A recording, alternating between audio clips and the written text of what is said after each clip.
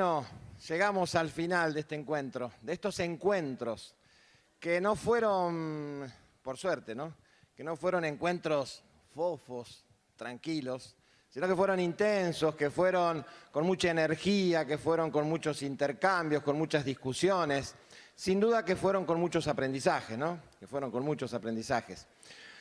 Este octavo encuentro de familiares, este sexto encuentro de sitios, vienen a marcar la continuidad de una política pública, de un organismo público, autónomo, como es la Comisión Provincial por la Memoria, que nos propusimos allá hace muchos años fortalecer justamente las capacidades de organización de los familiares, así como también nos propusimos hace más años aún, casi 20, fortalecer instancias de discusión, de debate, de participación de los jóvenes. Y esos espacios, si bien son generados por un organismo público, son espacios despojados de todo interés político partidario. Acá jamás le vamos a bajar línea a nadie ni le vamos a decir a nadie cómo tiene que pensar. El espacio está para construirlo, para que las cosas se discutan. Y acá aparecen los matices, aparecen las diferencias, aparecen las perspectivas que no son iguales en todas, por los recorridos, por las luchas. Aparecen discusiones que están buenas, discusiones que no están tan buenas. Aparecen palabras sabias y palabras de mierda que se dicen y dañan a los demás. Acá aparece la intensidad de la construcción colectiva y es lo que intentamos generar. Porque ese es el desafío, con las diferencias, con los problemas, la posibilidad de generar este espacio que lo hacemos entre todos, que no lo hace solo la Comisión. Que por supuesto la Comisión tiene un rol preponderante y en esto también voy a pedir un fuerte aplauso para las compañeras y compañeros que trabajan en la Comisión por la Memoria y que hacen cotidianamente con su esfuerzo este trabajo. Pero además de esos compañeros trabajadores, compañeras trabajadores, también vamos a agradecer una vez más y a resaltar la importancia de los coordinadores, docentes, de los coordinadores de las organizaciones, que todo el año trabajan con esos grupos de jóvenes y memoria, y también la trascendencia de aquellos militantes, de aquellas militantes que le dan vida a los sitios, que batallan en un momento difícil para los sitios, donde no hay presupuesto estatal, donde no hay una política clara del Estado para el sostenimiento y fortalecimiento de esos espacios que son las primeras trincheras de lucha en la generación de las políticas de memoria.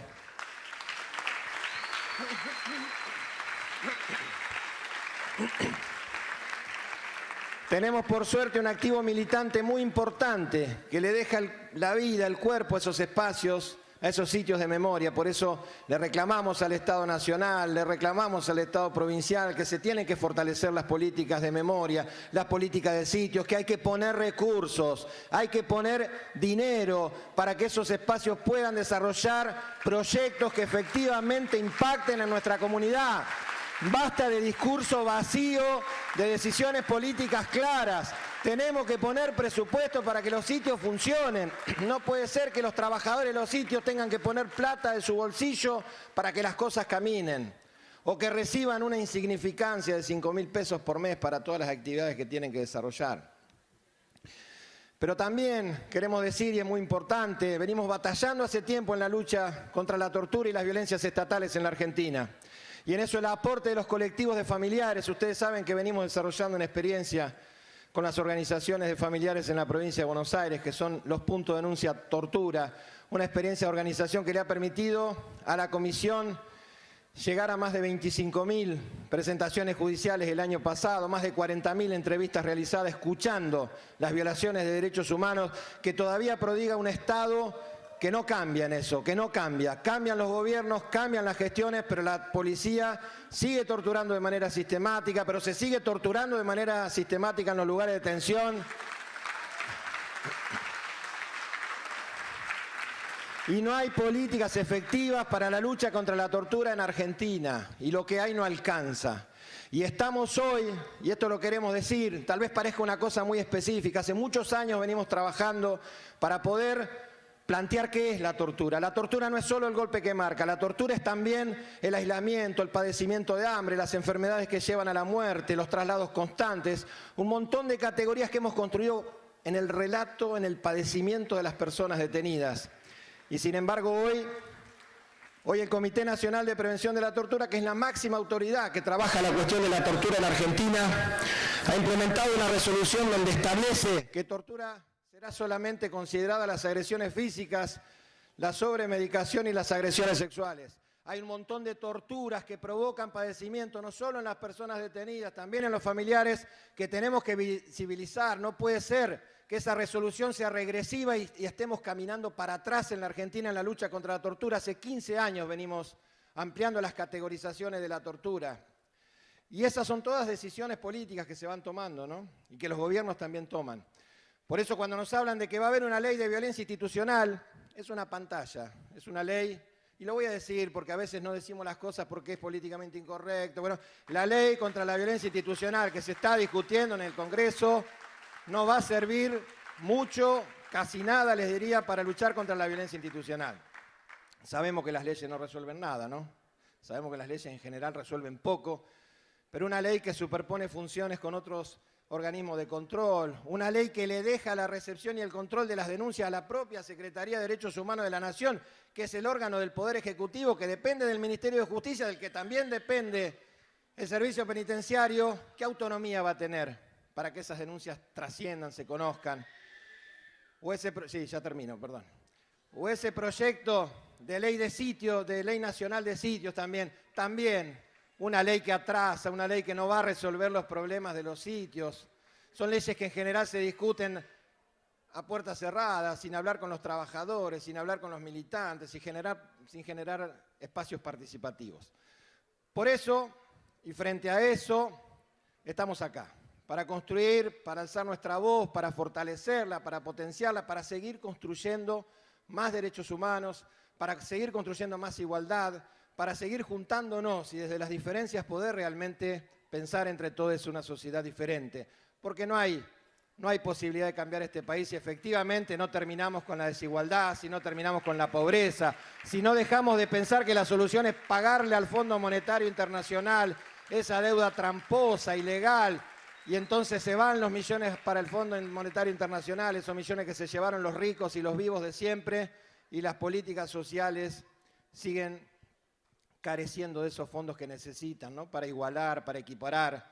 Y entonces nos ponemos a discutir que si los planes sociales, que si lo que hacen con los planes sociales los pobres, entonces empezamos a mirar, digamos, lo que no hay que mirar, o en todo caso hay que mirar en el 10º lugar, después de mirar todas las otras cuestiones que sabemos que nos pasan como país.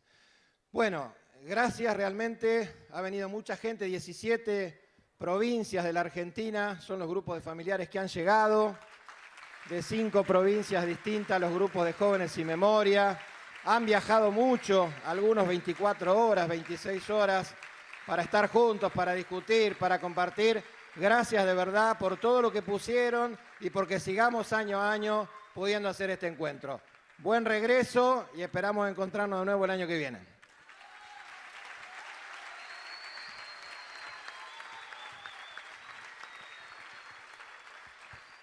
Bueno, queríamos compartir, ¿no?, un pequeño institucional que prepararon los compañeros del Espacio por la Memoria, Promoción de los Derechos Humanos, ex-ESMA, así que lo pasamos ahora.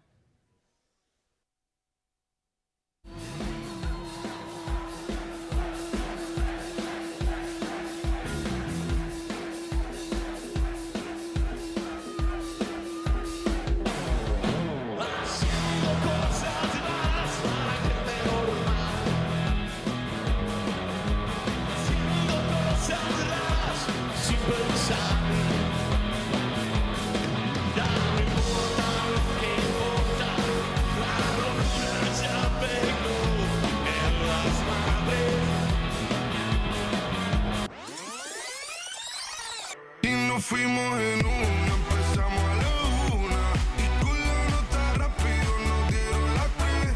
Perramos toda la noche y nos dormimos a las 10. Ando rezándole a Dios para repetirlo otra vez. Dime, beba, fecha y ahorita paso a buscar. Yo le llego donde los demás, tú sabes que no le llegan. Ruido de botellas de champán de las copas al brindar, pero solo escucho como late mi corazón cuando ve ese cuerpo escaparate. El traje combina con la Mercedes Granate, no hay otro por más que ellos traten. Quédate, que la noche sin ti duele. Tengo en la mente la pose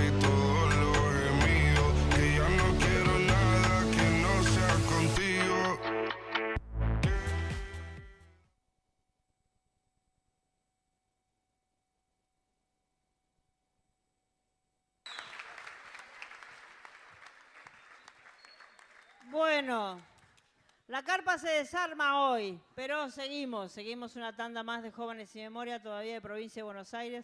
Falta que lleguen 700 pibes más, así que los esperamos mañana a la mañana temprano y ya el miércoles nos estaremos yendo. Pasaron por acá y pasarán por acá más de 18.000 personas. Muchos de ellos, 17.000, son jóvenes.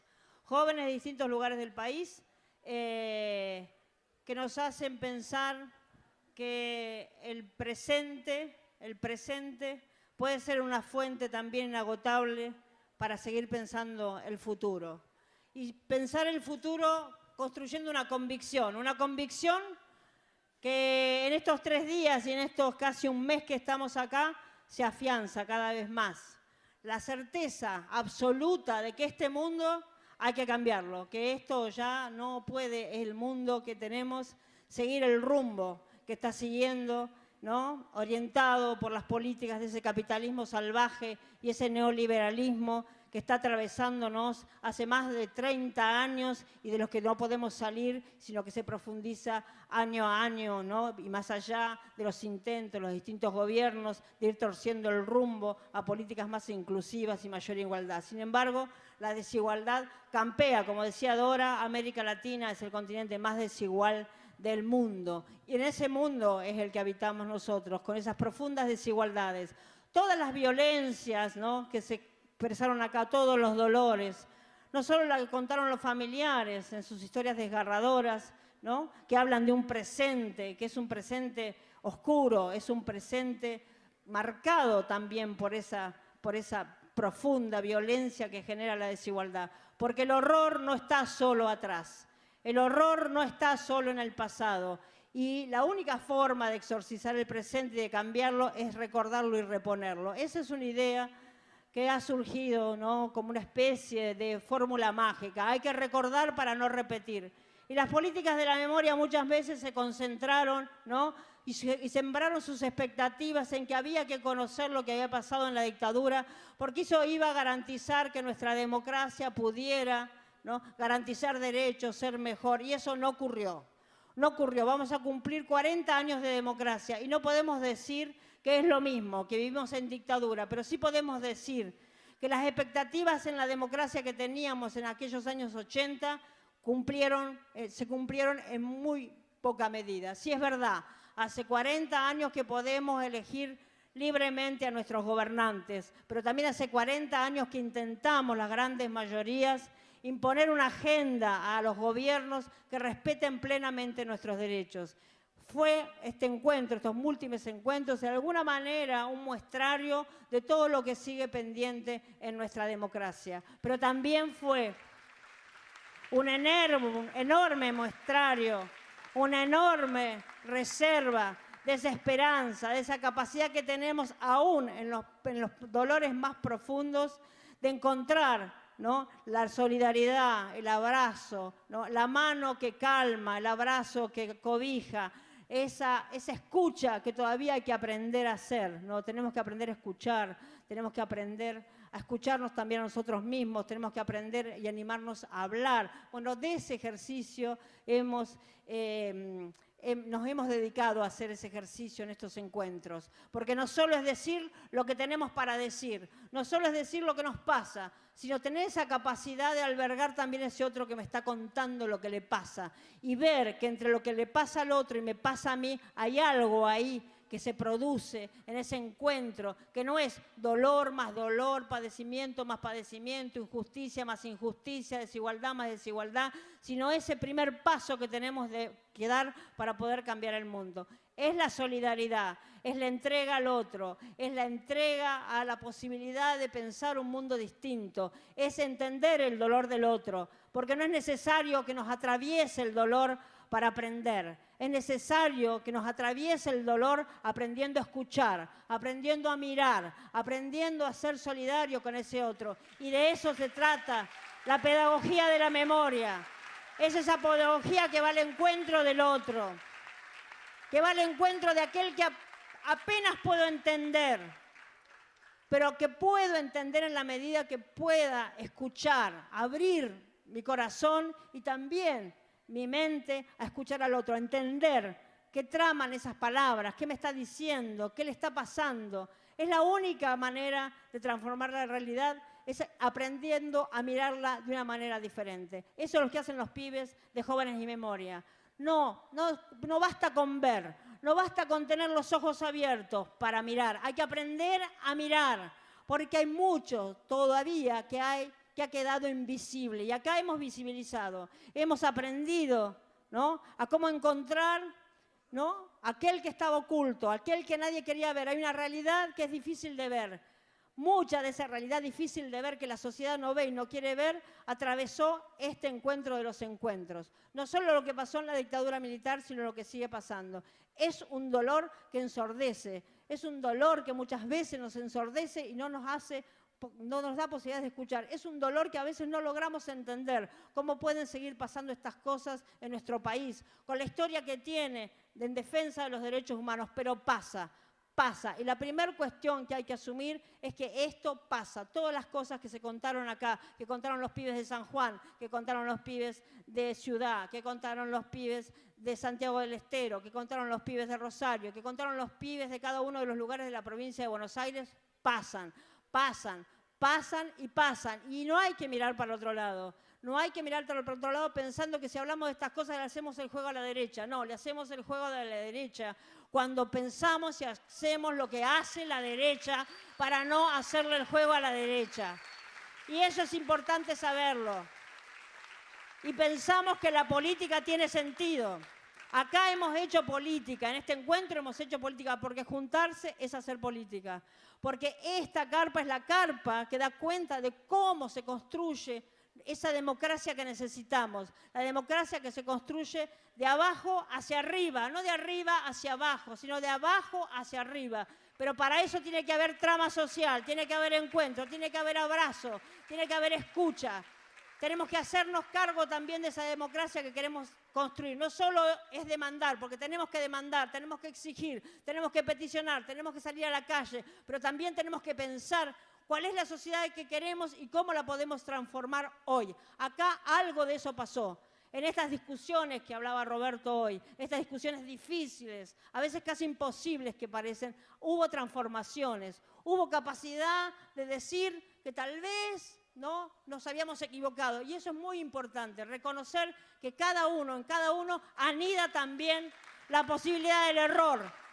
Y me rectifico porque me puedo encontrar con el otro, no me rectifico solo, no puedo cambiar solo. No puedo mirarme al espejo para cambiar, sino me tengo que mirar en los ojos del otro para poder cambiar. Y eso es una gran generosidad. Así que a esas discusiones tan difíciles que tuvimos, también tenemos que agradecer a los que fueron capaces de transformarse, porque esa es la esperanza que tenemos, la esperanza que anida en la capacidad de transformarnos a nosotros mismos. Bueno, vinimos acá a cambiar el mundo y estamos convencidos de que algo de ese mundo hemos cambiado. Tenemos que seguir, vamos a seguir con esa misma convicción, y el horizonte es el horizonte que nos marcan la vigencia plena de los derechos humanos. No nos confundamos. Que haya organismos que dicen de derechos humanos que no hacen lo que tienen que hacer no quiere decir que los derechos humanos no sean la fuente fundamental de nuestra democracia. Tiene que ser ese el horizonte. Tiene que ser ese el horizonte que tenemos que alcanzar, y lo tenemos que alcanzar. Así que muchísimas gracias por estar. Sigamos, volvamos a nuestros territorios con la energía que nos llevamos acá y con la convicción de que a este mundo lo vamos a cambiar entre todos.